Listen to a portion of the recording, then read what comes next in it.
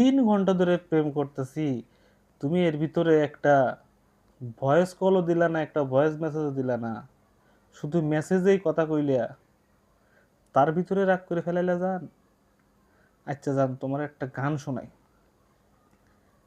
একটা ছিল সোনার কন্যা, মেঘ বরণ কেশ, ভাটি অঞ্চলে ছিল সেই কন্যার দেশ। জান, গানটা তোমার কেমন লাগছে জান? তুমি আমাকে জানাও, হ্যাঁ? এই বন্ধু, কি অবস্থা? হাই, তুই কি করিস? যা যা, বিরক্ত হইস না এখন, যা, বিরক্ত হইস না এখন, যা যা। যাইতাম গা।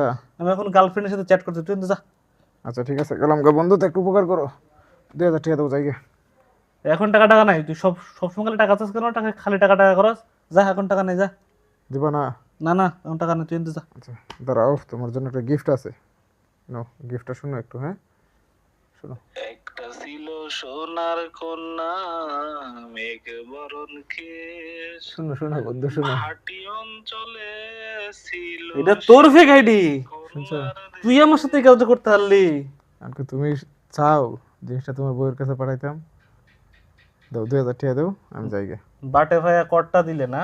ঠিক আছে বন্ধু, আচ্ছা, টিয়ার খুব দরকার বন্ধু। বিষয়টা মনে রাখিস। দাও তো তুই যে মনে আমার রাখো। বাটা ভাইয়া কটটা দিওস, বিষয়টা মনে রাখিস। থ্যাংক ইউ বন্ধু। চালায় যাও, হ্যাঁ? থ্যাংক ইউ বন্ধু। তোর মতো বন্ধু থাকার থেকে না থাকা আরো ভালো।